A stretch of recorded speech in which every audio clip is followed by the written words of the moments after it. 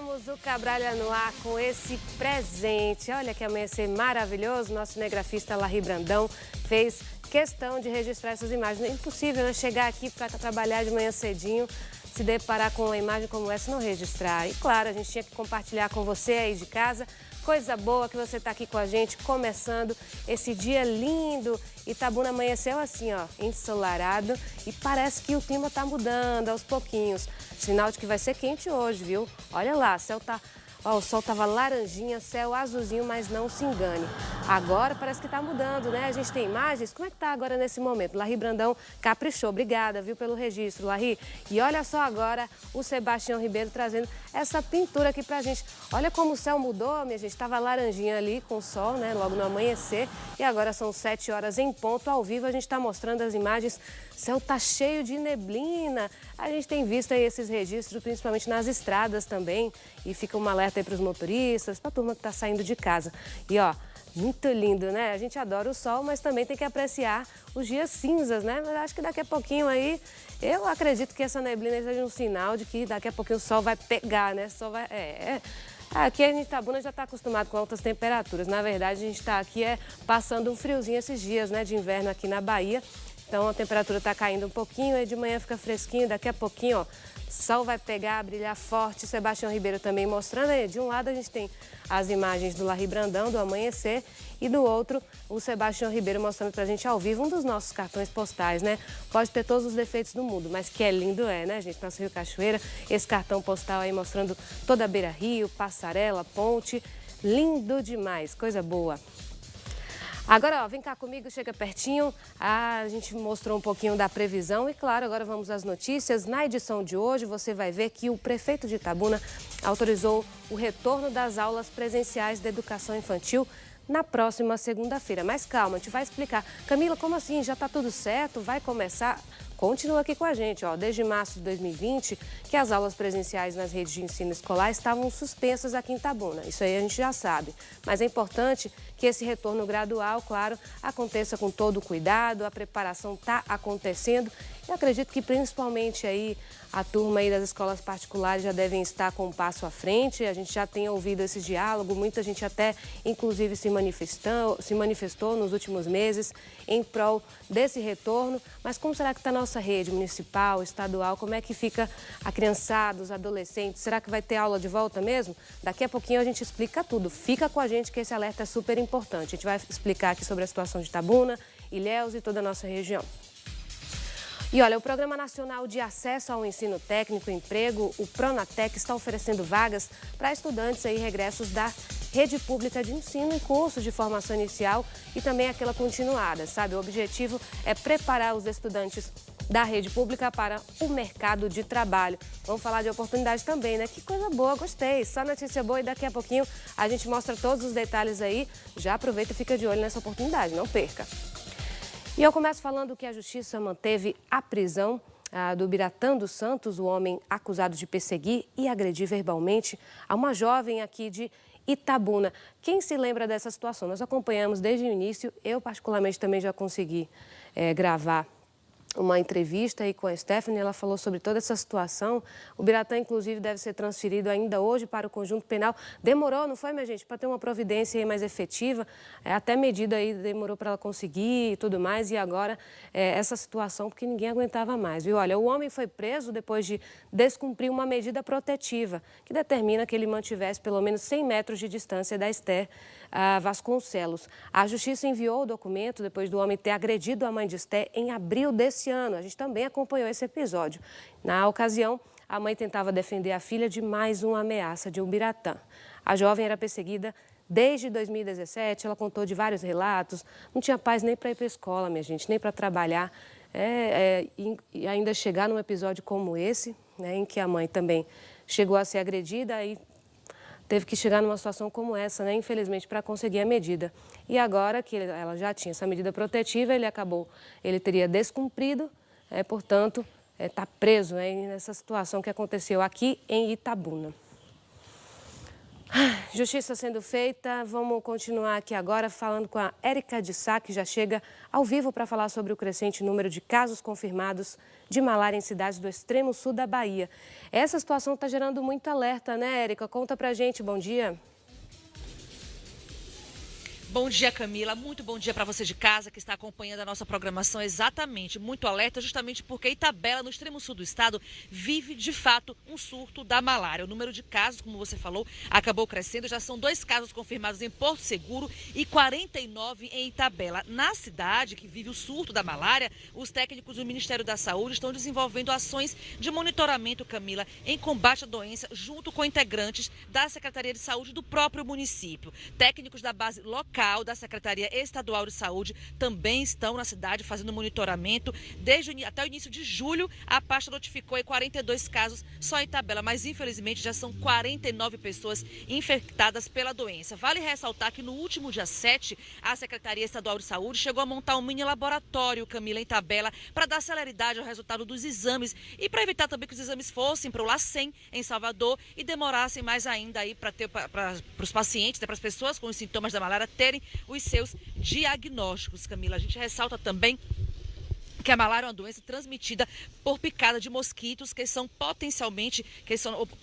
picada de mosquitos que são acometidos por protozoários. Entre os sintomas da doença estão febre alta, calafrios, muito suor, dor de cabeça, febre de até 40 graus e que pode levar a pessoa à morte. Segundo a Fundação Oswaldo Cruz, ela é uma doença grave, costuma, como eu falei, ser transmitida ao ser humano pela picada desses mosquitos infectados por parasitas. A doença também pode ser transmitida, vale ressaltar, e você que está gestante, né, pelo compartilhamento de seringas, transfusão de sangue e até da mãe para o feto durante a gravidez. Então é preciso ter atenção aí, né, com aos sintomas da doença, ter atenção também à questão do compartilhamento de seringas, evitar esse compartilhamento e, infelizmente, a doença ela é potencialmente transmitida por picada de mosquitos que são acometidos aí por esses parasitas, Camila. E a cidade de Itabela, ela permanece com o surto da doença, mas está sendo monitorada por técnicos da Secretaria Estadual de Saúde e chegou a ganhar até um mini laboratório, justamente para dar celeridade aos resultados dos exames. Eu retorno com você. Obrigada, Érica, pelas informações. Inclusive, é importante a gente relembrar, tem determinadas doenças que a gente nem imagina, né, que vai voltar uma situação como essa. A gente tem falado tanto aí de Covid, mas tem que ter alerta também para outras patologias. E, em específico, a malária está assustando bastante, aí, principalmente no extremo sul do estado. A gente acompanhou essas informações da Érica de Sá. Imagine, mais de 50 casos, um verdadeiro surto e praticamente a maioria em Itabela. Temos 2, não é isso, em Porto Seguro, e o restante, a maioria aí na cidade de Itabela. E nós vimos que, além daquela prevenção básica em relação à doença, até mosquiteiros, né? Toda a ferramenta que está vindo aí para auxiliar nesse combate à doença está sendo utilizada, inclusive compartilhada com a comunidade. A gente viu que uma comunidadezinha específica ia receber até esses mosquiteiros aí. Eu mesmo cheguei a dar essa notícia há poucos dias. São várias ferramentas aí juntas, unidas. A iniciativa em relação a esse laboratório, isso é fantástico também para que, como a Érica de Sá lembrou bem, dê uma celeridade nessa situação e que a gente consiga, de fato, melhorar esses números que têm assustado no extremo sul do estado. Então, vamos continuar com prevenção, ficar de olho. A gente lembra, foi um visitante, né, que chegou lá, era de Manaus e acabou chegando lá no extremo sul e acabou começando toda essa situação. Agora é cuidar e ficar de olho, falar de prevenção. Chega aqui mais pertinho, vamos falar lá de Ilhéus. Um novo decreto autoriza o retorno das atividades letivas nas unidades de ensino na modalidade semipresencial. Mas o Sindicato dos Trabalhadores em Educação estão preocupados com esse retorno. O decreto publicado na última terça-feira no Diário Oficial do município de Ilhéus fala sobre o retorno das atividades letivas nas unidades de ensino públicas e particulares na mobilidade semipresencial, com ocupação máxima de 50% da capacidade de cada sala de aula. No Sindicato dos Trabalhadores em Educação, a PPI, a notícia pegou muita gente de surpresa. Nos pegou de surpresa porque nenhum comunicado foi feito para a gente, para o sindicato, para conversar sobre isso. E nós temos, e já falamos para o governo, que nós só vamos voltar todo mundo vacinado, trabalhadores em educação, docentes e não docentes vacinados, e já colocamos uma nota que não voltaremos enquanto todos não estiverem imunizados. Entre as principais preocupações nesse contexto de volta às aulas para a categoria estão a imunização dos profissionais, que ainda não foi concluída, além das condições estruturais e cumprimento de medidas nas unidades de ensino para que haja um retorno mais seguro. Um relatório chegou a ser feito pela instituição para apontar limitações encontradas em escolas e anexos nas zonas urbana e rural do município. Colocamos a nossa categoria no Plano Nacional de Imunização, justamente para na hora do retorno. E o outro ponto é justamente a estrutura das escolas. Hoje, nas escolas, nós não temos uma estrutura que possa receber 19 mil alunos e receber também os trabalhadores em educação. 19 não, 21 mil alunos e os trabalhadores em educação.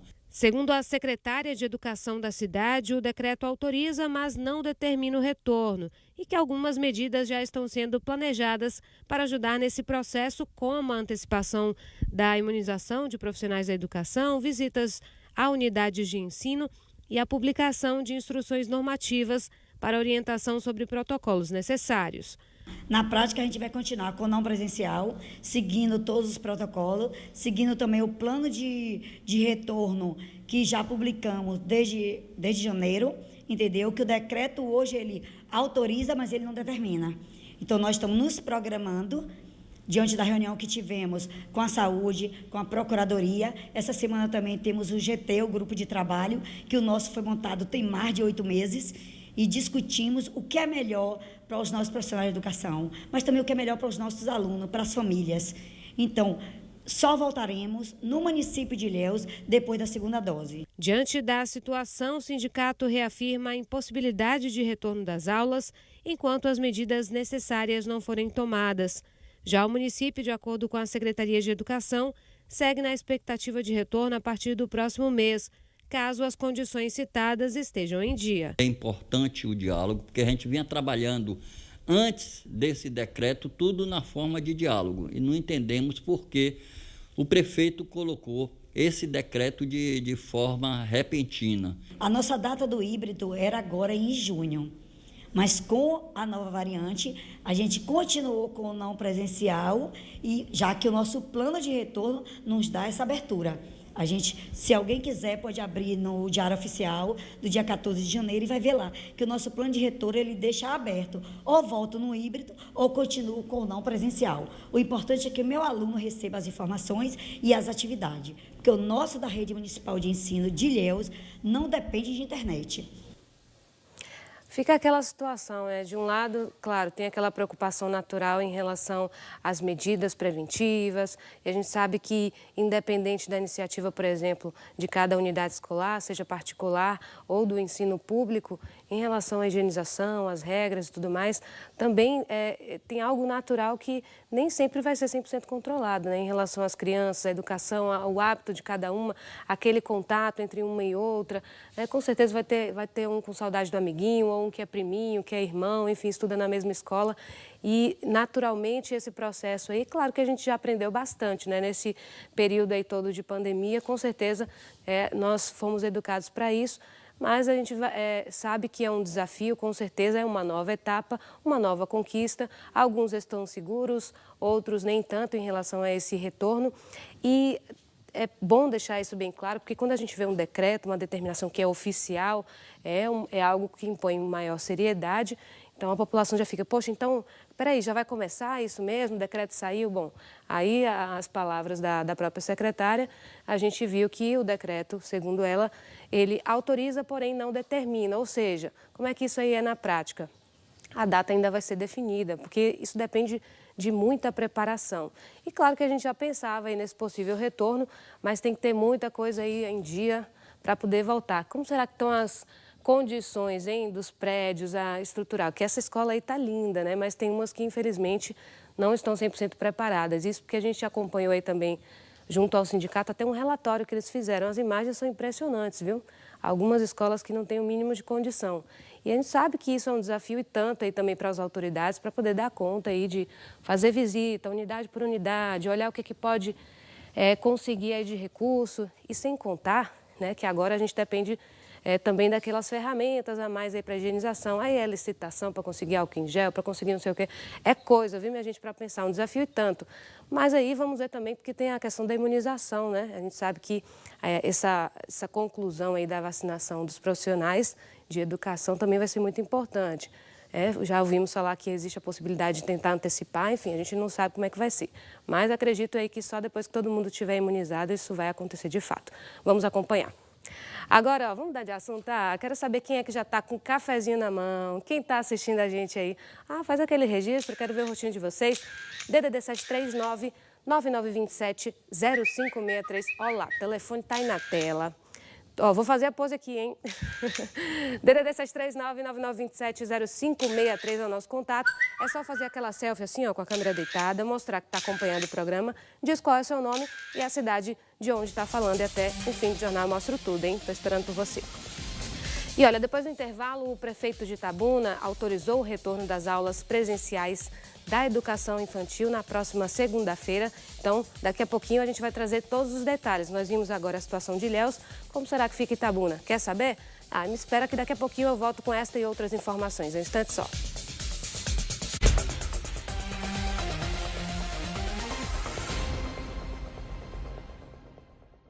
Cabralha no ar. Oferecimento Tique Torrica. Baixe o TikTok, indique amigos e ganhe dinheiro.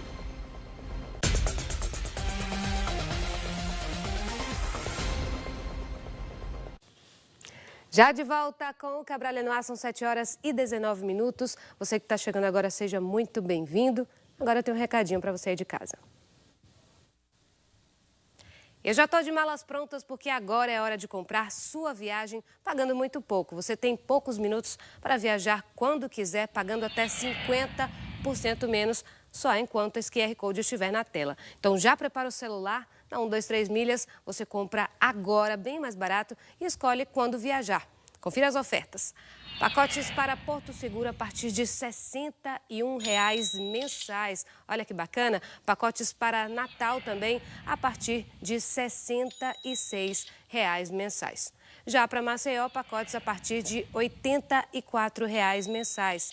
Pacotes para o Rio de Janeiro a partir de R$ 36 mensais. E pacotes para Recife a partir de R$ 64 mensais. Você não precisa de milhas para comprar, hein? Você paga em dinheiro e pode parcelar em até 12 vezes no cartão, 5 vezes no boleto ou Pix. Aponte seu celular para o QR Code, acesse 123milhas.com. Agora vamos acompanhar imagens ao vivo aí do trânsito na rotatória do São Caetano, aqui em Itabuna. Sebastião Ribeiro está mostrando aqui para a gente, nós já vimos amanhecer, neblina continua por lá. E como será que está o movimento? Aqui você já acompanha tudo direto de casa, imagens ao vivo aí, portanto, nessa rotatória do São Caetano, que é um dos pontos mais movimentados, inclusive, da cidade. Porque aí a gente tem acesso a Aziz Maron, para quem está retornando para o centro, para quem está indo sentido a Avenida Princesa Isabel. Imagine como que não é o trânsito. Daqui a pouquinho aqui também está pegando fogo, né? São 7h20, aí tem gente que já está saindo, tem gente que ainda vai sair. Então tá um pouquinho mais tranquilo agora. Aproveita aí para se antecipar, mas não deixa de ficar de olho nas notícias não, tá? Um olho na notícia e seguindo a rotina. Daqui a pouquinho a gente vai até às 8h28, né? Trazendo muita informação para você de toda a região. O dia tá lindo, a neblina tá começando a ir embora. Eu falei o quê? Daqui a pouquinho o sol vai estar pegando, né? Pode esperar, meio-dia aí. O sol vai estar brilhando forte aqui na cidade de Itabuna. Imagens bonitas aí direto da rotatória do São Caetano. Trânsito fluindo normalmente. A gente acompanhou um pouquinho também da previsão. O dia promete ser bastante quente aqui em Itabuna. O tempo tem ficado um pouquinho instável, né? À noite, principalmente, fica mais fresquinho. As temperaturas caem mais um pouco. Aí a gente chega a ficar na média de 20, 21 graus. Mas agora de dia parece que, apesar de ter começado o dia fresquinho, vai fazer calor aí por enquanto. O sinal tá meio tímido, o sol tá meio tímido agora, né? Mas daqui a pouquinho ele brilha forte, com certeza. Essa é a previsão que a gente tem aqui para nossa cidade Grapiúna. Trânsito ao vivo aqui, você já começa o dia bem informado no Cabralha no Ar. E olha, falando em Itabuna, o prefeito aqui do município autorizou o retorno das aulas presenciais da educação infantil na próxima segunda-feira. A gente acompanha aqui mais detalhes na reportagem. Desde março de 2020 que as aulas presenciais nas redes de ensino escolar estavam suspensas em Itabuna. Mas agora o prefeito determinou que no dia 19 de julho as escolas da rede particular poderão retornar com as aulas presenciais. É claro que o decreto municipal especifica como deve ser esse retorno e destaca as medidas de proteção contra o coronavírus. O retorno às aulas é muito importante. Os cuidados com a biossegurança, com certeza, também. Mas a observação a se fazer é como está o psicológico dos alunos, das crianças, dos pais, dos professores, dos educadores do modo geral. Como está o controle emocional, já que o período pandêmico interferiu e ainda interfere na vida de muitas pessoas, principalmente dos pais e das crianças. E é por isso que procuramos saber desta psicóloga se a atenção voltada para o emocional deve também estar num cronograma do retorno das atividades educacionais, ou seja, como todos devem lidar com essa realidade. Quando nós falamos, eu vou levar minha criança para a escola, será que essa criança está preparada para isso? Será que esse pai está preparado para levar essa criança para a escola e ficar em casa sem saber como essa criança vai estar na escola? Porque existe um protocolo que essa criança precisa seguir. O uso de máscara, o uso de álcool em gel, mas será que a minha criança ela tem condições de realmente contornar tudo isso? Então, nós precisamos lidar com isso. E o medo mesmo e a ansiedade dos pais. É um momento de muita ansiedade. E meu filho, será que meu filho vai ser contaminado? Será que o professor vai olhar para o meu filho? Então, tudo isso nós precisamos termos muito cuidado, porque vai sim existir um número muito grande de pessoas com ansiedade. O aumento será imenso. Por quê? Porque você vai levar essa criança para a escola, mas ninguém pode garantir que essa criança vai ou não ser contaminada. Uma outra observação é que os pais devem ficar atentos com o comportamento dos filhos e procurar ajuda profissional, caso seja necessário. Primeiro momento, nós precisamos entender que essa criança está acostumada a 1 ano e 7 meses ficar em casa com os pais. Então, é normal que quando essa criança retorne para a escola, ela vai ter esse momento de estranhamento. Então, ela vai chorar, elas vão estranhar a escola. Agora, claro, se o pai percebe que depois de 15, 20 dias, 1 mês, essa criança continua tendo o mesmo comportamento, ele precisa sim buscar ajuda psicológica, porque aí a criança está passando por algum estado de ansiedade. A Glória, que é diretora de uma instituição de ensino particular, sabe bem da importância do retorno das atividades presenciais. Porém, o mais importante é saber dos cuidados estruturais emocionais e valorização dos profissionais educadores, como também dos estudantes. Não é só você arrumar a escola segundo um protocolo de segurança. Essas crianças estão em casa há 1 ano e 5 meses. Elas estão sem interação, sem rotina de estudo, com medo, na maioria das vezes, porque tudo voltou e menos a escola. Então, passou-se a impressão a elas de que a escola era um lugar inseguro. A gente sabe que se, por um lado, tem essas crianças ainda receosas e sem rotina e onde o processo de adaptação vai ser muito difícil, a gente também tem um outro grupo de crianças com expectativa enorme no retorno. Então, de uma forma e de outra, é muito difícil e exige um momento de suporte psicológico e emocional muito grande, feito não só apenas pelas famílias, mas principalmente pela escola. De acordo com a doutora Aline, é preciso que todos busquem o bem-estar emocional, principalmente quando a pessoa é uma criança. Primeiro momento, nós precisamos entender que essa criança está acostumada a 1 ano e 7 meses ficar em casa com os pais. Então, é normal que quando essa criança retorne para a escola, ela vai ter esse momento de estranhamento. Então, ela vai chorar, elas vão estranhar a escola. Agora, claro, se o pai percebe que depois de 15, 20 dias, 1 mês, essa criança continua tendo o mesmo comportamento, ele precisa sim buscar ajuda psicológica, porque aí a criança está passando por algum estado de ansiedade. Para Nay Góes, que é professora há 15 anos, voltar a trabalhar é estar de bem com a vida. Ajuda no equilíbrio emocional e psicológico, além da satisfação de fazer uma das coisas que mais gosta. Eu estou trabalhando no online, né? Isso é totalmente diferente do presencial. Então, assim, esse é um momento assim, de ansiedade. Eu estou muito feliz com esse retorno das voltas às aulas. Isso me deixa muito feliz, não vejo a hora de reencontrar os meus alunos, né? E esse momento trará para nós um momento de muitas alegrias.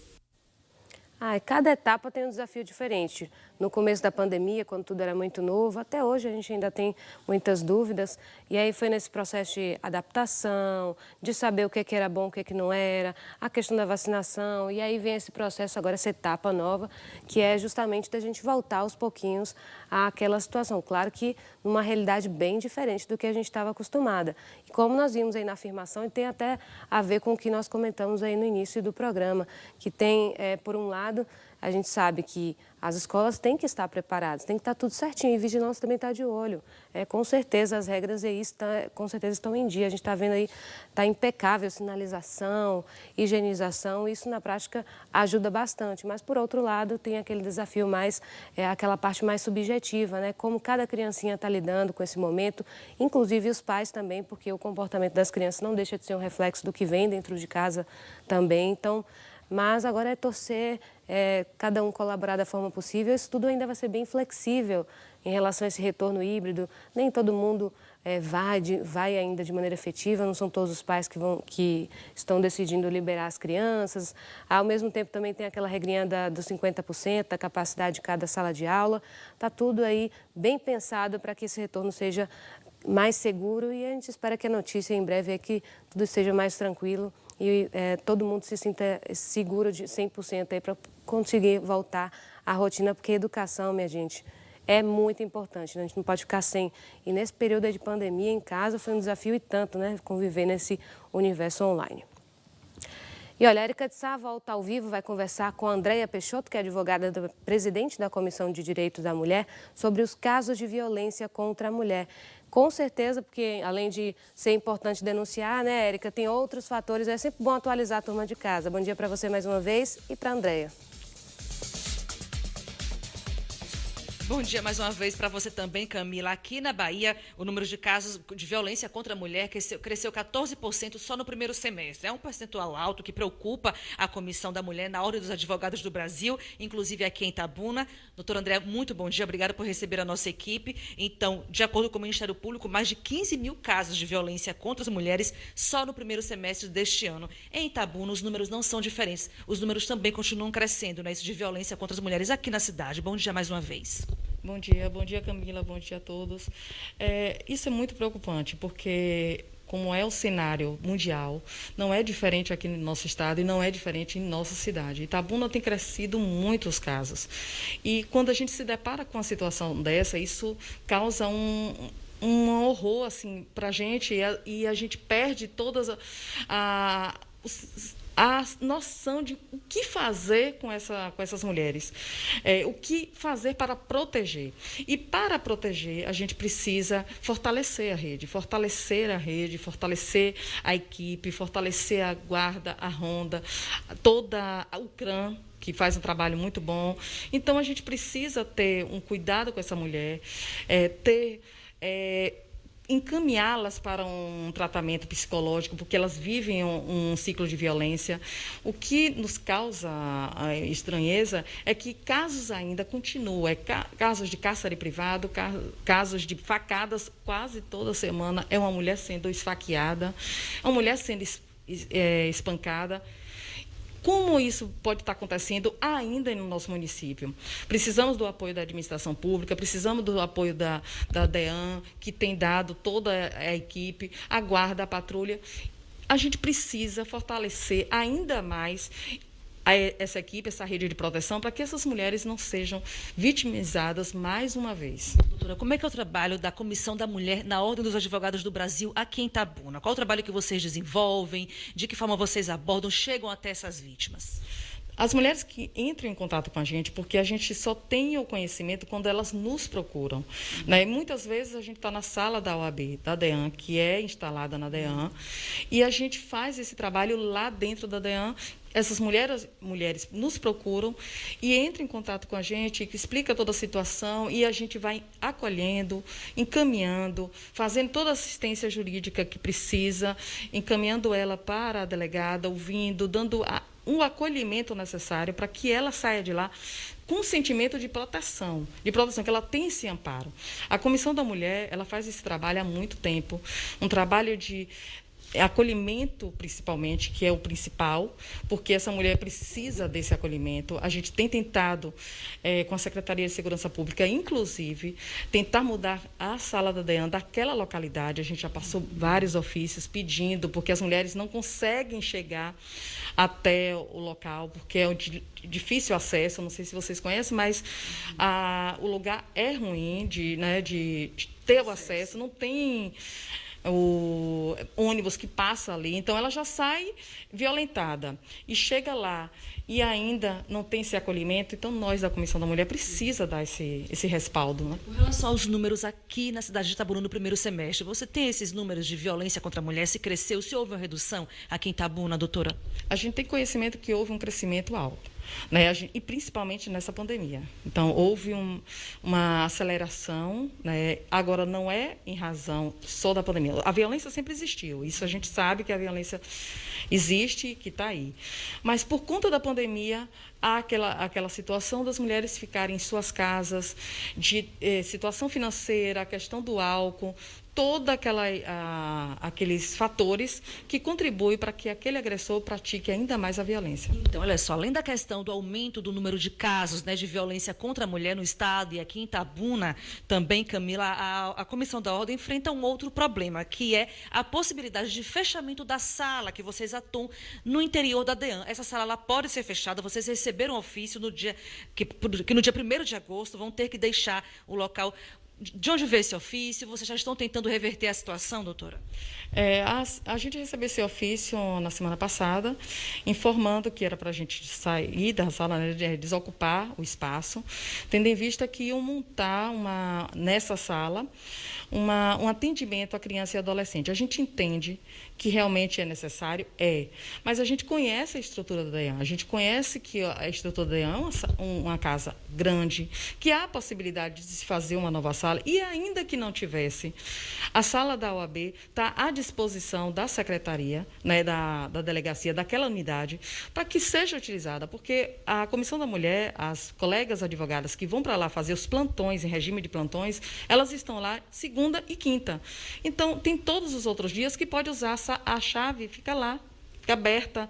Então, tem computador, tem impressora, toda equipada pela OAB. Então, a gente não tem por que esse ofício, essa decisão, ser uma decisão que é unilateral, sem conversar, sem ter um diálogo. E eu fui, junto com o presidente da OAB, junto com alguns membros da comissão... A Sexta Corpim.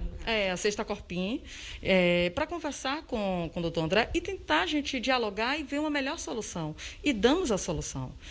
Mas, enfim, a gente não teve esse resultado positivo. Uma vez a sala sendo fechada, a sala que fica à disposição da OAB e das mulheres vítimas de violência no interior da DEAN, isso vai prejudicar, na sua avaliação, o trabalho de vocês, o acolhimento também dessas mulheres, doutora? Vai sim, a gente acolhe essas mulheres, a gente acompanha toda a oitiva, a gente conversa com o judiciário, a gente faz um elo de ligação entre a delegacia e o judiciário. Então, a gente tem todo um respaldo para que essa mulher não tenha fique sem saber das informações, sem saber se ela pode estar, se ela está segura, porque quando a medida protetiva é deferida, a gente tem esse resultado logo, e a gente encaminha e afirma ela, passa todas as informações e dá toda essa proteção. E quando eles entram em contato com a gente, quando a gente tem faz esse acolhimento e essa assistência, elas se sentem mais protegidas. Ela fala, poxa, eu tenho alguém por mim. Porque o que acontece na violência doméstica e familiar é a falta de acolhimento. É aquela mulher que fala assim, eu estou sozinha. E estando sozinha, ela nunca vai estar, porque se depender de mim, da Comissão da Mulher, a gente sempre vai estar presente, se a gente tiver conhecimento. Então, A gente tenta fazer o que pode. E fechar, o que a gente está fazendo, Érica, o que acontece é que há uma contramão. Enquanto a gente precisa fortalecer a rede e abrir mais estruturas para dar proteção a essa mulher, se fecha uma grande proteção a ela. Então, isso é muito preocupante. A gente não pode, a gente está tomando medidas, a gente está se mobilizando para que isso seja revertido e eu tenho certeza que a gente vai conseguir. Paralelo a isso, voltando a falar das agressões, né, da violência contra a mulher, denunciar é sempre o melhor caminho, não é isso? Sim, denunciar. Tem que denunciar, porque muitas mulheres falam assim, mas doutora, mas eu tenho medida protetiva, mas não adianta em nada. Eu venho na DEAN, não adianta em nada. Eu vou na frente do juiz e não adianta em nada. Adianta sim, a gente precisa estar com a medida protetiva. Se não tiver com a medida, é muito pior. Muito pior. Então, quando eu digo, eu sempre falo isso em todos os lugares, eu digo, aquela sala da OAB dentro da DEAN não foi para enfeite, não foi ficar lá para brincar de advogar, não. A sala, a gente está lá para ajudar as mulheres, os advogados e advogadas, é uma violação, inclusive, de prerrogativas do advogado, porque o advogado, segundo o artigo 7º, parágrafo 4º da Lei 8.906, que é o Estatuto da Ordem, deixa bem claro que a gente pode ter uma sala, a gente deve ter uma sala nos tribunais, nos fóruns, nas delegacias de polícia, e estão usurpando isso. Então, ou seja, ainda tem a previsão constitucional. É preciso que uma sala da OAB esteja nessas localidades, porque também ajuda o advogado precisa de uma estrutura para que possa atender seu cliente e possa dar assistência às vítimas. Vocês vão lutar para a manutenção da sala no interior da delegacia, não é isso? Vamos sim, vamos lutar até os últimos momentos, até onde a gente conseguir, a gente vai lutar. Doutora, muito obrigada pelas informações, pelos esclarecimentos aqui mais uma vez no Cabralha no Ar. Camila. Obrigada, Érica. Obrigada também à nossa entrevistada. E a gente reforça o apelo aqui, essa necessidade. Doutor André, nosso amigo, né, turma da DEAN, quem puder ajudar nessa iniciativa, para que esses dois públicos que são tão carentes aí de atenção, a gente sabe que a situação, infelizmente, dos episódios de violência estão aí e todos precisam ser ajudados. Então, que esse recurso a mais continue, porque já existe um receio tão grande na hora de denunciar, de buscar uma assistência, e quanto mais ferramentas a gente tiver para isso, melhor. Vamos ver agora como vai ficar o clima hoje nas cidades da nossa região. Hora do nosso Giro do Tempo.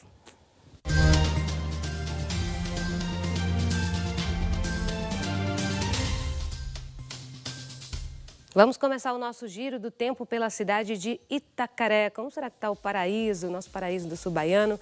O dia vai ser de sol com muitas nuvens pela manhã e pancadas de chuva à tarde. Também aí no período da noite, o tempo está bem instável por lá, viu? Máxima deve chegar aos 28 graus e a mínima de 19. O tempo está virando ali por lá. No último fim de semana estava um pouquinho mais estável, mas agora parece que está virando, né? Chuva aí, portanto, no período da tarde e à noite. Aquela chuvinha passageira, sabe? Vem para refrescar, abaixa um pouquinho a temperatura. Então aí à noite, por exemplo, deve chegar até 19 graus. Aí durante a madrugada para dormir fresquinho, né? Mas durante o dia fica bem quente, 28 graus é a máxima prevista.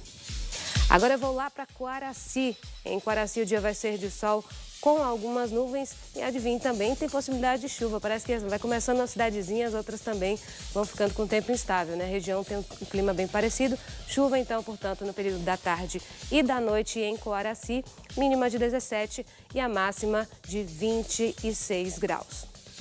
E em Floresta Azul, como será que está o tempo por lá? Vamos acompanhar agora. Na cidade o dia vai ser de sol entre nuvens pela manhã e pode chover o resto do dia. A máxima aí deve chegar aos 29 graus, bem quente, né? Mas aí já sabe, aquela amplitude térmica, ó, 207 é a mínima, sinal de que vai ter período mais fresquinho e período mais quente, ou seja, chuva aí durante a tarde e a noite. Então, portanto, a previsão para a Floresta Azul. Agora eu vou lá para o litoral, Canavieiras, acompanhar a previsão também. Dia em Canavieiras vai ser de sol com algumas nuvens e pode chover também no período da tarde, à noite, aquela previsão que a gente tem visto aqui na nossa região. Máxima de 27, mínima de 18, portanto, previsão para Canavieiras. Chuvinha ainda deve cair por lá na terra do Caranguejo. Vamos seguir então com nossas informações. Agora vou para a Vitória da Conquista. Lá também a gente vai acompanhar um pouquinho do dia. Ah, que imagem maravilhosa. A Conquista, essas imagens aí em relação aos prédios, bem típica lá de Vitória da Conquista, né? O setor imobiliário lá é forte.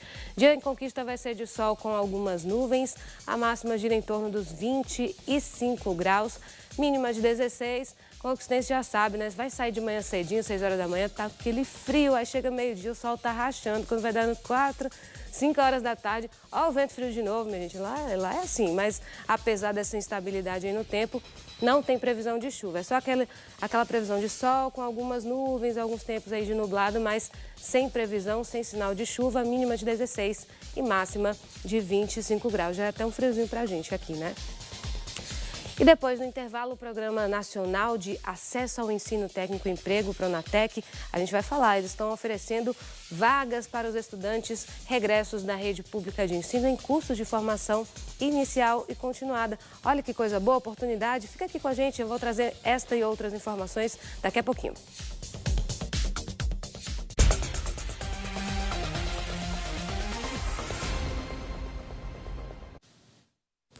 Já estamos de volta com o Cabral no Ar, são 7 horas e 45 minutos. Chega mais pertinho, vou facilitar a nossa selfie. Olha lá, quero ver quem não participou ainda. Corre que ainda dá tempo, o DDD 739-9927-0563. O telefone está aqui na tela, o celular está na mão, está pertinho aí. Pega rapidinho, é só fazer aquela selfie com a câmera deitada, dizer qual o seu nome. Está bem pertinho da TV mesmo, falar, claro, da cidade onde você está falando. Ah, quero ver se a família está reunida. Às vezes até os bichinhos dão ar da graça aqui. A gente adora. Então, se você ainda não mandou seu registro, corre que dá tempo, 99927-0563, DDD 73, pode ser lá do sudoeste do estado, sul, extremo sul. Participe com a gente que daqui a pouquinho eu mostro tudo, combinado? Vamos ver agora imagens ao vivo da Avenida do Cinquentenário, aqui em Itabuna, acompanhar a movimentação. A gente ainda está com aquele vestígio, climinha dos festejos juninos, dá uma saudade, né? Quem sabe ano que vem a gente não consegue comemorar aí com toda a segurança. Imagens ao vivo aí, portanto, do nosso cinegrafista Sebastião Ribeiro. Olha a diferença da movimentação, né? Aquela hora a gente estava acompanhando cedinho ali na rotatória, a turma estava ainda um movimento tímido, o pessoal ainda saindo de casa. E olha o centro como é que tá, já tá pegando fogo, minha gente. Muita gente já no centro da cidade, no nosso coração de Itabuna, o comércio, que é o nosso ponto forte aqui, serviço e comércio, né, da nossa região. Itabuna é uma referência. Então, movimentação aí, a gente já está vendo bastante carro estacionado, sinal que muita gente já está trabalhando, já está na ativa ou comprando também no comércio. E apesar dessa quantidade de veículos que a gente está vendo aí estacionado, o movimento, o trânsito está fluindo normalmente, né? Está bem tranquilo, a gente está bem pertinho aí do Jardim do Ó. Será que a gente vai fazer nosso giro? Sebastião Ribeiro vai mostrando aqui pra gente. O céu continua nublado, mas eu ainda voto que vai fazer calor o dia todo hoje, viu? Se vai chover, não sei. Mas calor com certeza vai ser, porque a neblina está começando a ir embora. Olha lá, o céu está limpando, o sol vai pegar daqui a pouquinho. Eu estou insistindo aí nessa informação para você já se preparar. O Sebastião, então, está fazendo um giro aí, mostrando para a gente um pouquinho do trânsito.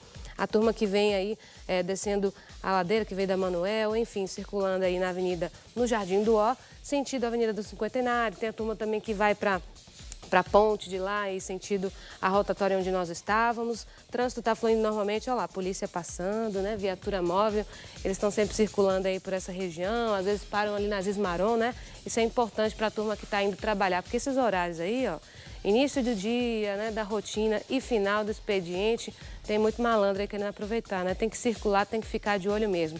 Movimentação é, portanto, direto do centro da cidade, Avenida do Cinquentenário, aqui em Itabuna. Imagens ao vivo para você começar o dia bem informado. E olha, o Pronatec, Programa Nacional de Acesso ao Ensino Técnico e Emprego, está oferecendo vagas para estudantes e egressos da rede pública de ensino em cursos de formação inicial e continuada.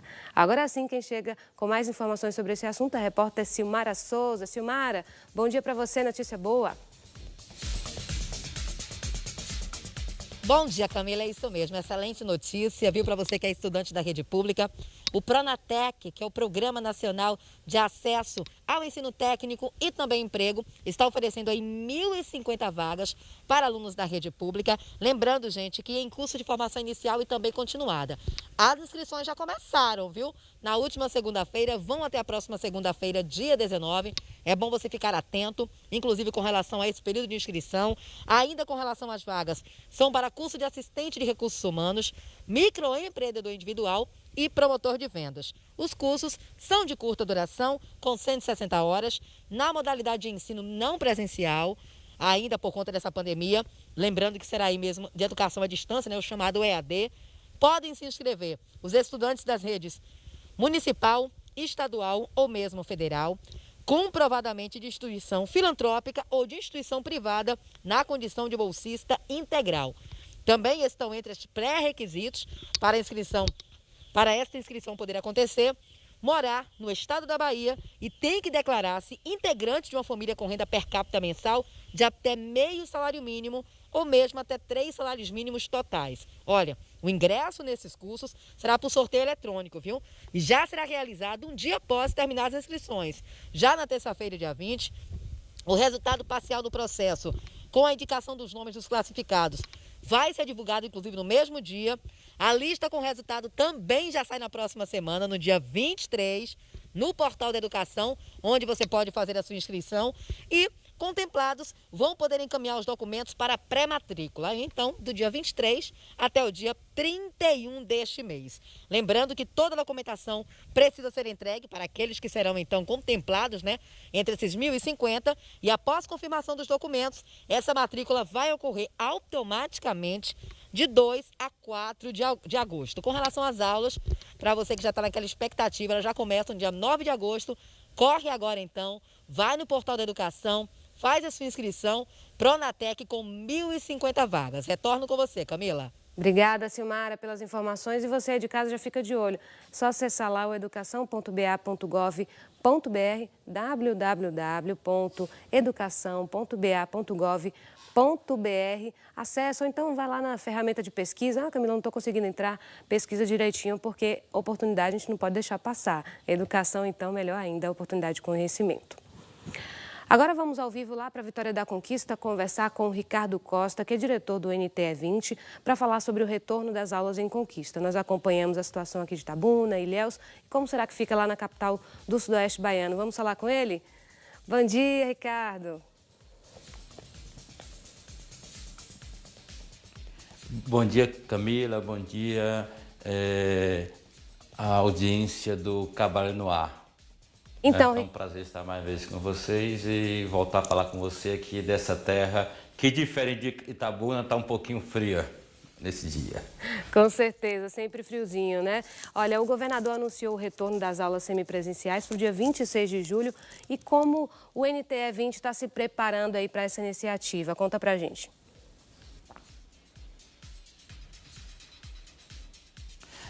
Camila, nós, desde outubro, nós estamos preparando nossas escolas para o retorno às aulas, né? Em outubro, a gente já começou, outubro de 2020, nas questões de infraestrutura, dos protocolos de biossegurança, instaladores de instalar equipamentos de dispensas de álcool, preparar as escolas para essa demarcação dos espaços, prover as escolas de todo o material necessário e das orientações quando saiu a primeira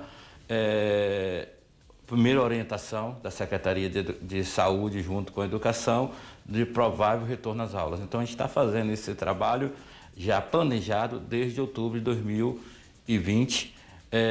Revisamos isso no início desse ano e nossas escolas estão preparadas, né, para acolher os nossos alunos, né, que é necessário, porque muitos estão em vulnerabilidade social. Nós estamos em aula remota, né, ela tem possibilitado a muitos esse acesso, mas tem muitos que não têm conseguido acompanhar, com o mesmo formato que nós ofertamos, o trabalho que pode ser online, quanto o trabalho que pode ser ali na escola, pegar o material, mas alguns não têm conseguido acompanhar isso. Então, a gente precisa desse retorno, da presença do aluno na escola, né? E eles também estão interessados em retornar para as escolas. Nós já preparamos nossas escolas, estamos agora fazendo, desde a semana passada, já fazendo a limpeza, fazendo faxina nas escolas, já que elas estão estruturalmente preparadas para o retorno. Pois é, você lembrou bem aí, estão se preparando já há bastante tempo, mas quando vai chegando pertinho tem aqueles detalhes finais importantes. Vocês chegaram a falar aí de limpeza, visitas às escolas, e a gente sabe que Conquista tem uma zona rural bem grande, são pelo menos 14, me corrija se eu estiver errada aí, 14 distritos por aí, ou mais de 10, a gente pode bem dizer. Então, como é que fica aí agora, que vai chegando mais perto na prática, o que falta e o que ainda preocupa para entregar tudo pronto para a população?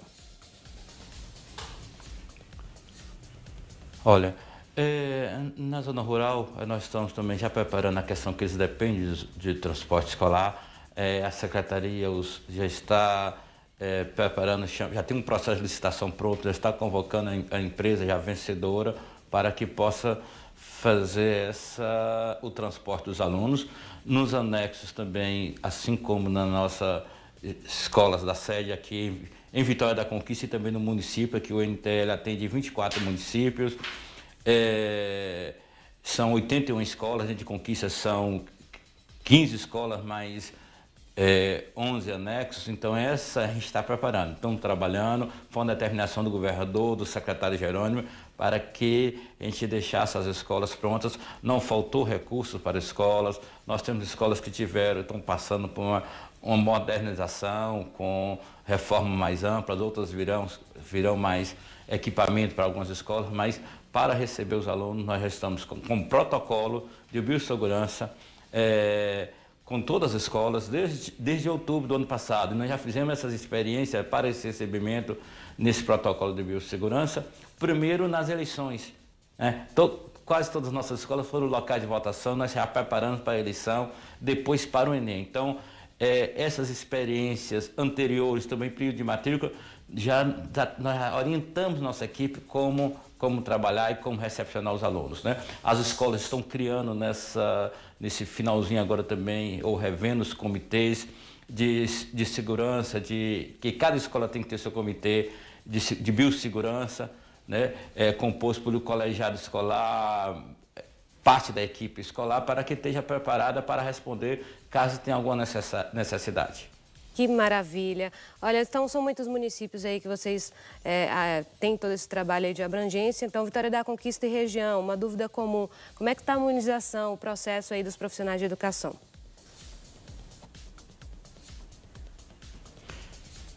Olha, em Vitória da Conquista, nós estamos mais de 70% dos profissionais, ou posso falar, está chegando a 80% já com a primeira dose, porque o município de Vitória da Conquista vacinou profissionais de educação a partir de 30 anos de idade, né? Então, nós temos já a primeira dose, que significa em torno de 66% de segurança de imunidade, né? Então, a vacinação também. E nos municípios, a gente está variando aí, do nosso território, a nossa média aí é de 40 anos de idade, profissionais vacinados. Isso, então, pega boa parte dos nossos profissionais, que são a média de idade nossa, está em 35 anos de idade, nossos profissionais. E aí quem falta, por exemplo, que é mais jovem, eles vão conseguir antecipar essa vacinação? Porque o retorno está bem pertinho, né?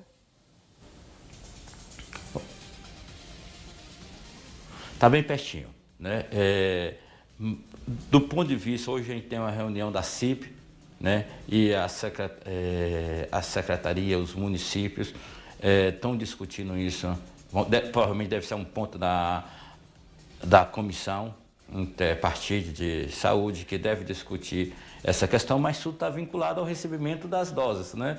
A gente acompanha que não está sendo uma constante a vacinação da primeira dose. A gente está tendo, geralmente, os municípios, vários hoje já interromperam, na Bahia, já interromperam a primeira dose por falta de vacina, né? Então, a gente acredita que isso vai ser resolvido brevemente pelo Ministério da Saúde. O governo do Estado já vai começar a receber logo a Sputnik, as primeiras doses, e o governo do Estado já comprou 10 milhões de doses, que chegando aí, a gente consegue aí imunizar até outubro, não só os profissionais, mas em torno de mais de 70% da população baiana. Acredito que o governo do estado também está tentando dar celeridade a isso. Agora, para a gente ter uma noção aí de números, alguns dados já foram mencionados, mas hoje, como é que está o quantitativo de escolas e de alunos da rede municipal aí na região?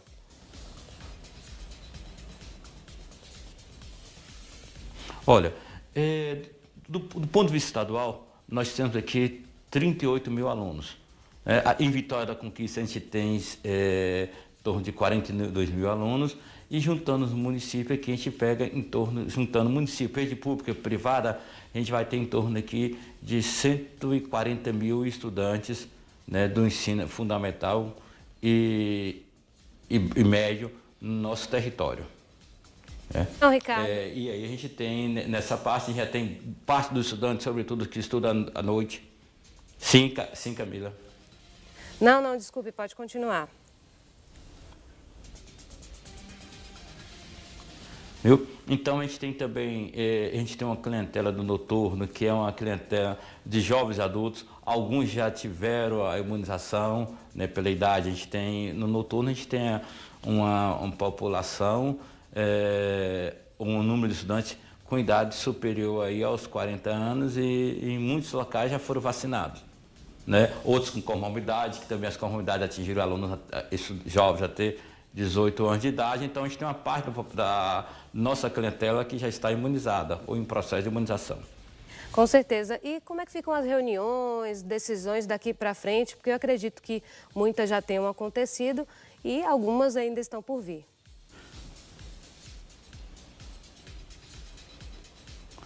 Aqui no nosso território a gente tem duas ações. Uma que é a secretaria com os municípios, articulando, o município tem autonomia para poder retornar ou não junto com o Estado, né? Mas já essa articulação, o secretário reunindo com o PB, teve reunião ontem, deve estar reunindo novamente hoje, com os parceiros, que a gente fala que é a rede estadual de ensino, não é só as escolas estaduais, mas é todo o sistema baiano de educação. Então nós estamos trabalhando, a secretaria fazendo esse papel. Aqui nós já visitamos todos os nossos 24 municípios, verificando as condições, fazendo as intervenções que são necessárias, né? E reunindo diuturnamente com nossos gestores, gestores, coordenadores pedagógicos, professores, né, que as escolas estão fazendo essas reuniões, para que a gente possa retornar com tranquilidade, né? Com tranquilidade, com solidariedade, com segurança. Então, esse trabalho que nós estamos fazendo, reunindo. A gente tem uma equipe de gestores de unidade escolar bastante comprometida, né? E todos eles estão diuturnamente na escola, preparando as escolas para receber bem, porque é a alma da escola, é o estudante. A escola sem estudante dentro dos seus espaços são muros vazios. Oh, legal, mas paredes vazias. Então, a gente precisa ter os estudantes na escola e a gente cumpriu o nosso papel. Com certeza, obrigada. E a gente também está aqui na torcida para que tudo corra bem aí nesse retorno. E qualquer novidade, claro, a gente já corre para gritar em vocês, tá, Ricardo? Obrigada, bom trabalho. Ok, obrigado, estamos aqui à disposição. Valeu, então. Entrevista ao vivo, direto lá de Vitória da Conquista, para a gente entender um pouquinho desse contexto e desafio do retorno das aulas. E agora, mais uma vez, aquele chamado. Olá, você da turma de última hora ainda dá tempo ainda, viu? 739-9927-0563. Está em Vitória da Conquista, está em Itabuna, está em Ilhéus, está no sul, extremo sul, sudoeste do estado. Participa com a gente, está tomando um cafezinho, está com a família, está sozinho ou não. Com quem você está aí? Está também na nossa fazendo companhia aqui para a gente. É só fazer aquele registro, dizer qual o seu nome, a cidade de onde está falando, manda pra gente até o fim do programa, eu mostro tudo. Corre que dá tempo, eu vou para um rápido intervalo, mas volto já com mais informações.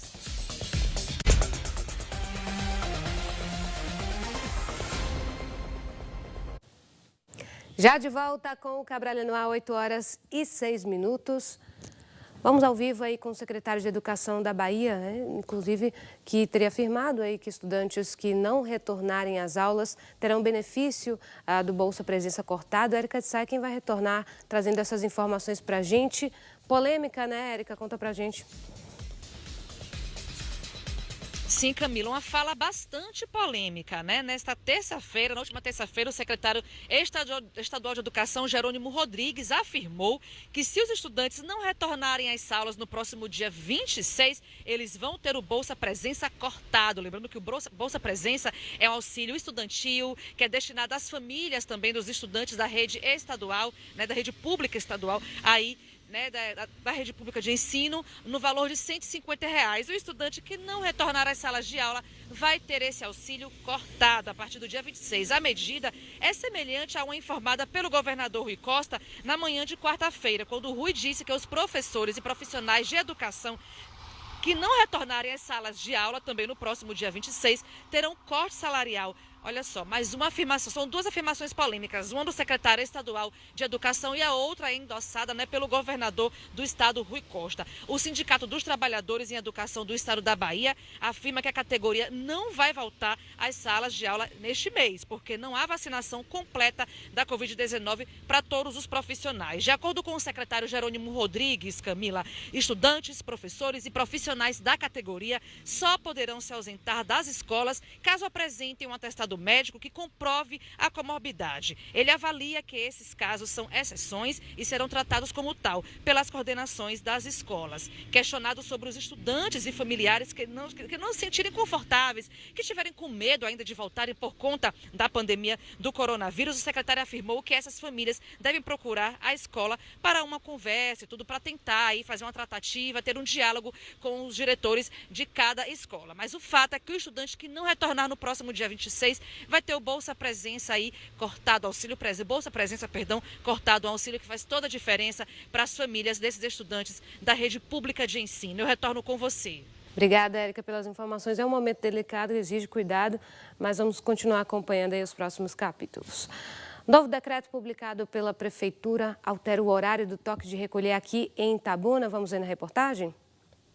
Rogério é dono deste bar que fica no centro de Itabuna. Desde o início da pandemia do coronavírus, precisou se adequar a várias mudanças, principalmente com relação aos horários. Para ele, o último decreto publicado pela Prefeitura, que determina o toque de recolher a partir da meia-noite até às 5 horas da manhã, vai ajudar na movimentação de clientes. Uma hora que pode ser, para muitas pessoas não significa muito, mas para nós, donos de bares e restaurantes, é o momento que o cliente está presente, que a casa está com o cliente, a casa está cheia e uma hora de consumo significa muito sim para a gente. O decreto foi publicado na segunda-feira e já começou a valer. Mais de 600 bares e restaurantes vão ter que seguir o novo toque de recolher. O uso do som, por exemplo, só vai ser permitido até às 23h30. O estabelecimento que descumprir o que está no decreto vai receber uma notificação e pode ter os aparelhos apreendidos. Todas as medidas serão fiscalizadas pela Operação Oxigênio, que reúne as secretarias municipais e a Polícia Militar. A gente tem feito, em momentos, um trabalho educativo e em outros momentos, um trabalho punitivo, porque desde o início a gente sempre quis preservar quem cumpre, né? Então não é justo quem cumpre pagar por quem não cumpre. Não é fácil, mas nós estamos vencendo e eu tenho certeza que vai dar tudo certo. O secretário de Indústria e Comércio disse que a curva de contaminação tem apresentado uma queda na cidade, o que foi determinante para flexibilizar os horários de funcionamento dos bares. A gente tem um número já de vacinados em nossa cidade significativo. As contaminações diminuíram muito por dia. A semana passada, por dia, chegamos a 50%, números menores. E a gente, inclusive, mais uma vez, apela à população, porque é uma luta que não está ainda, é uma guerra que nós ainda não vencemos, mas estamos vencendo cada dia mais as batalhas. O bar de Rogério costumava ficar aberto até às 3 horas da manhã. Ainda está longe de voltar ao normal, mas ele acredita que o decreto representa mais uma esperança de recuperar o que foi perdido e já nota um aumento na quantidade de clientes. A questão da vacina está encorajando as pessoas também a saírem de casa, né? Então a gente nota sim um aumento do público que está voltando a frequentar, pessoas que na pandemia não se viam aqui, né, e que está se sentindo seguro por estar saindo de casa. Começa a encerrar suas atividades às 23 horas, para que 23h30 o cliente saia, né? Carinhosamente a gente peça que ele vá embora, que deixe para outro dia. Para 23h59 está tudo fechadinho, tudo como manda todo mundo em casa, como manda o decreto. Eu respeito tanto em relação ao empresário quanto a gente como cliente. Nós vimos que, inclusive, a cidade vizinha de Ilhéus já estava com essa flexibilidade do horário, isso agora chegando em Itabuna também, mas sempre com aquela regrinha, fecha com um pouquinho, encerra as atividades, hora da conta, a gente não enrola não, pedindo a saideira não, viu gente? cumpre direitinho, então mais ou menos aí 11 horas ele deu o exemplo, né, da programação. Mais ou menos 11 horas já está ali começando a encerrar, 11h30 já está com o funcionário já adiantado aí com a limpeza do ambiente, todo mundo partindo para casa, tanto os trabalhadores aí quanto os clientes, para que no horário certinho todo mundo já esteja seguro dentro de casa, como determina o decreto. O decreto está aí flexibilizando aos pouquinhos, a gente não pode perder essas conquistas. Isso aí com certeza é um sinal de mais trabalho para essa turma aí que sentiu tanto, né, dos restaurantes, dos bares de uma maneira geral. O momento da pandemia foi um desafio e tanto. E agora com essa flexibilização é mais oportunidade de trabalho para eles, fazer o dinheiro girar mesmo aí, com certeza. E nós, enquanto clientes, também temos que colaborar. Cada um fazendo sua parte, o pessoal, a turma ali já está higienizando, cumprindo os horários certinhos e a gente continua de olho aí. Portanto, meia-noite o decreto vai até às 5 da manhã, que é aquele toque de recolher que nós já conhecemos. E olha, o Sindicato dos Comerciários aqui de Itabuna está lutando para incluir os trabalhadores de comércio e os trabalhadores de supermercados nos grupos prioritários da vacinação. Vamos ver? Enquanto espera o dia de tomar a vacina contra o coronavírus, Maiana não descuida do álcool em gel. A gente está vivendo, né, a pandemia, então, enquanto não chega isso, é álcool na mão, máscara no rosto. A vendedora tem um contato diário com várias pessoas e não vê a hora de ser imunizada. Essa é a promessa, né? Tenho fé nisso. Tenho fé nisso que a gente vai ter esse privilégio de ser contemplado até essa vacinação. Vão trabalhar mais tranquilos após a vacina? Com certeza, corretamente. Eu tenho aí familiares, né? Tenho uma mãe debilitada, 2 crianças em casa, moro com minha sogra, então sou dependente disso mesmo. Não só eu, como uma categoria em si.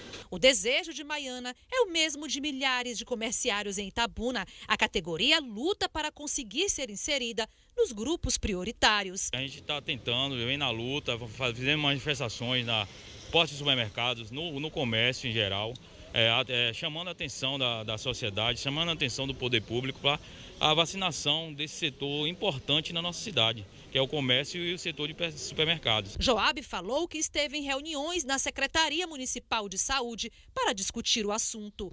Tem um diálogo com a secretária, que está sendo sensível nessa situação. Conseguimos até uma situação de vacinação dos trabalhadores em supermercados e do comércio na faixa etária da idade. Então vai direcionar essas vacinas para os trabalhadores, mas está dependendo da vacina chegar no município, que está faltando vacina. E precisamos da vacina para ela direcionar e fazer esse cronograma, esse planejamento para vacinar os trabalhadores. Os funcionários dos supermercados não pararam. Para Joab, estão mais expostos ao coronavírus. A pessoa que tem um contato direto nos caixas, os repositores ficam ali pegando a mercadoria no contato todo dia. E a contaminação da coronavírus é através a pessoa pega em um local, respira, um espirro, qualquer coisa, o trabalhador tem esse contato. A situação da vacina salva vidas.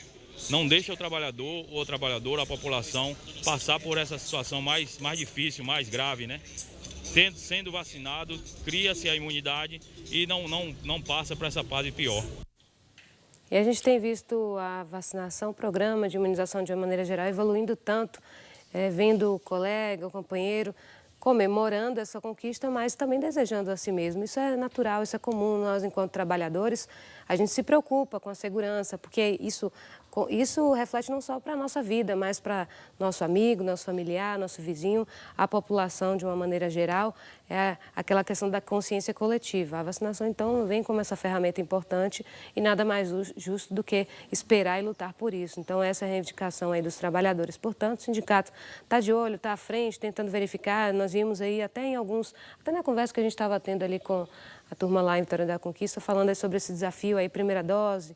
Nem todo mundo ainda está alcançando essa expectativa, mas a gente espera que em breve aí temos boas notícias em relação a isso, para que todos os grupos, para que toda a população, de uma maneira geral, consiga estar imunizada, e só assim a gente vai ter um reflexo ainda mais positivo, né? Que tem que ser aquela vacinação em massa mesmo, para que a gente tenha um reflexo ainda mais positivo nos números, a gente possa ver esses dados caindo de fato, e claro, tudo isso somado aos cuidados que depende muito da gente, né? Não só das autoridades, mas também da gente, enquanto comunidade, tem que fazer a nossa parte também, continuar com as regrinhas, respeitando aí com o uso de máscaras, higienização e evitando a aglomeração. Vamos acompanhar novidades aí sobre esse assunto.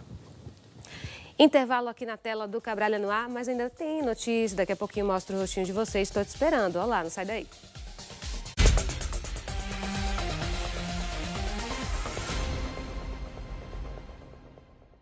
Cabralha no Ar. Oferecimento TikTokica. Baixe o TikTok, indique amigos e ganhe dinheiro.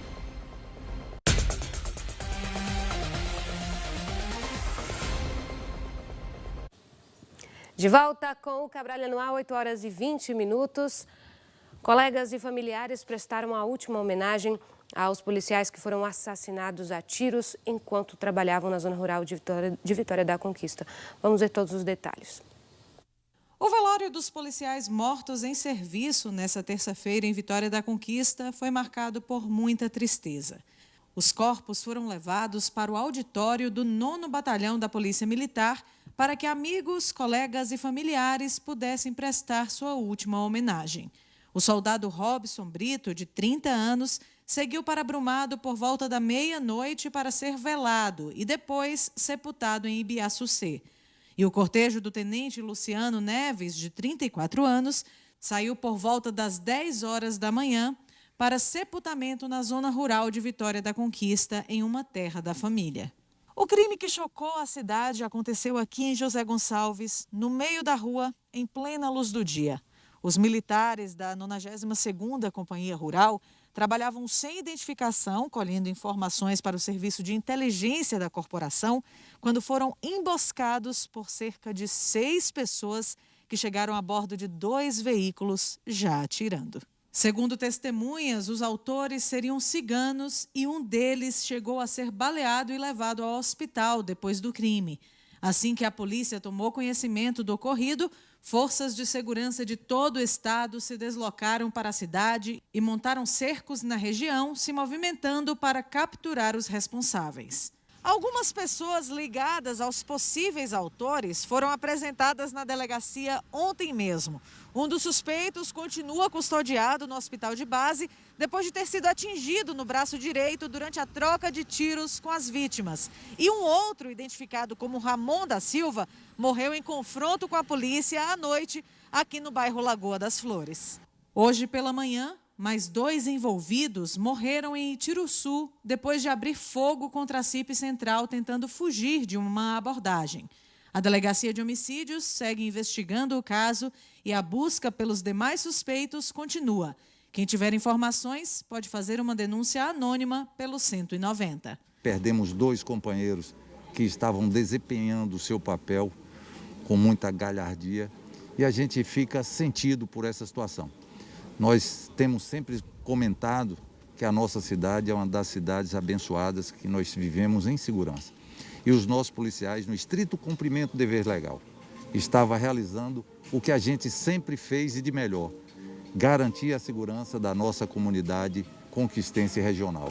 E eu quero concitar nesse momento a nossa população conquistense, aqueles que tiverem informações desses indivíduos que cometeram tal ato, que nos ajude com informações para que a gente possa fazer o nosso papel de polícia, que é fazer a prisão e conduzi-los para a delegacia e daí que a justiça seja feita através da melhor forma. Coisa de filme isso aí. Estava parando para fazer as contas aí de como tudo aconteceu, porque na terça nós tivemos a notícia dos policiais mortos. Aí logo mais tarde teve um primeiro confronto em que alguns suspeitos morreram. Aí na quarta novamente um novo episódio. E ainda atualizando toda essa matéria aí que tá mostrando direitinho aí como tudo aconteceu, né? E agora a gente tem uma informação de que um suspeito, mais um dos suspeitos aí que estavam envolvidos na situação e que inclusive já tinha até prestado depoimento, acabou sendo morto ontem. O motoqueiro chegou e atirou. Ele estava num estabelecimento, foi numa farmácia, né? Ele estava e acabou sendo atingido aí com disparos e não resistiu aos ferimentos. Então, ao todo a gente já tem 4 suspeitos, é isso? Até agora, somando todos esses históricos aí de confrontos, também a situação de ontem à noite, mas ainda tem mais gente aí sendo procurada. A polícia está investigando todos os detalhes, porque não só os policiais perderam a vida, como tem outras questões aí que precisam ser inclusas nessa investigação. É muita violência, né, minha gente? Reflexos aí que a gente tem acompanhado acompanhado lá na região sudoeste do estado. E claro que mais informações, todos os detalhes vocês acompanham ainda hoje, viu, na tela do Balanço Geral, uma situação, uma tragédia com certeza que aconteceu na região. Foi um momento também de se despedir, familiares, né? Teve o corpo que foi encaminhado aí para o município de Brumado, teve a situação daqui também da região e com certeza uma perda para toda a nossa região de Vitória da Conquista também e para a nossa segurança. A gente sabe que eles exerciam um papel que é muito importante para toda a população. E olha, um homem morreu após sofrer um grave acidente no trevo que dá acesso à cidade de Buerarema. A gente acompanha imagens agora. Segundo informações da Polícia Rodoviária Federal, o jovem estava pilotando uma motocicleta quando colidiu na traseira de um caminhão.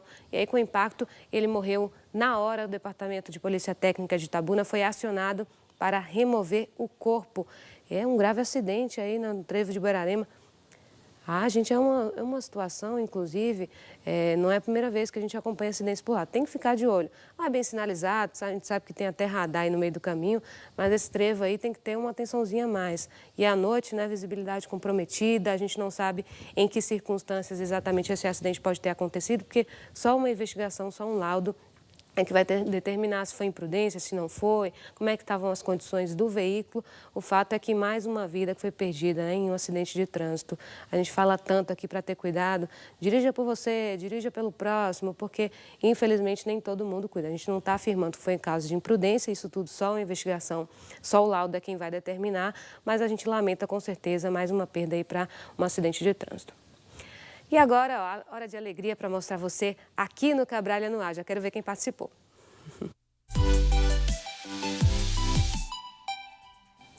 Primeira fotinha é lá de Ilhéus, Dávila que mandou. Ei, que coisa boa ver esse sorrisão no rosto. Bem pertinho da TV como a gente combinou, né, Dávila? Gostei de ver. Obrigada pela participação e a todos de Ilhéus que estão nos acompanhando. E por falar em Ilhéus, olá, Rita. Rapaz, gostei, viu, no cafezinho. Daqui a pouquinho sou eu, viu, Rita, que vou tomar meu cafezinho. Ela mandou lá direto de Ilhéus também. Coisa boa, obrigada mais uma vez. Também tem a participação do Natan, do Monte Cristo, em Itabuna. Aí, ó, é o leitinho que ele tá tomando, gente? É a mamadeira? Oh, meu Deus, que coisa mais linda. A mamadeira na mão e o olho na televisão, não é isso? Gostei, obrigada, ó. Beijo, minha tia. Também tem participação do Gilberto, lá de Vitória da Conquista. Tá friozinho aí, né, Gilberto? Tem que ter um casaquinho, né, para assistir as notícias também. Obrigada pelo seu registro. Mais uma participação de Ilhéus. Oh, coisa boa, a turma de Ilhéus é fiel, né? Esse aí é o Sérgio, que estava assistindo aqui também as notícias com a gente. Obrigada mais uma vez e um abraço a toda a família que está acompanhando. Jorge, lá de Jequié. A turma de Jequié também não falta, né? O Jorge também mandou a sua selfie, garantiu aí, mostrou que estava acompanhando mesmo o Cabralha no Ar. Obrigada a todo mundo lá da Cidade Sol que está nos assistindo. E o Jal é Zé do Pio, Porto, né, que está assistindo a gente também, mostrou bem na hora que a gente estava fazendo o giro ali, mostrando o trânsito, informação e prestação de serviço para o pessoal de casa. Participação da Isabelle também de Itabuna, coisa mais linda, ó. Beijo, adorei o registro, viu o sorriso no rosto e também um cafezinho para a gente começar o dia. Daqui a pouquinho tomo o meu. Neilton de Porto Seguro também fez aquela selfie pertinho. Tava sério, Neilton, sorrisão, cadê? Obrigada, viu, pela sua participação e todo mundo do Extremo Sul acompanhando. E para fechar essa coisa fofa e mais linda aí, gente, o nome dela é Eduarda, gente, olha a pose que fez e o lacinho combinando com a blusa, minha gente, coisa mais linda. Daqui de Itabuna, ó. Beijo para todos que participaram. Quem não conseguiu, não deu tempo, amanhã tem mais, tá? Cabralha no Ar de hoje fica por aqui. Já te desejo um excelente dia e fique ligadinho, porque daqui a pouquinho, 11h50, tem Balanço Geral com muitas notícias, inclusive sobre essa situação do policial, tá? Que Deus abençoe seu dia. Beijo grande. Tchau, tchau.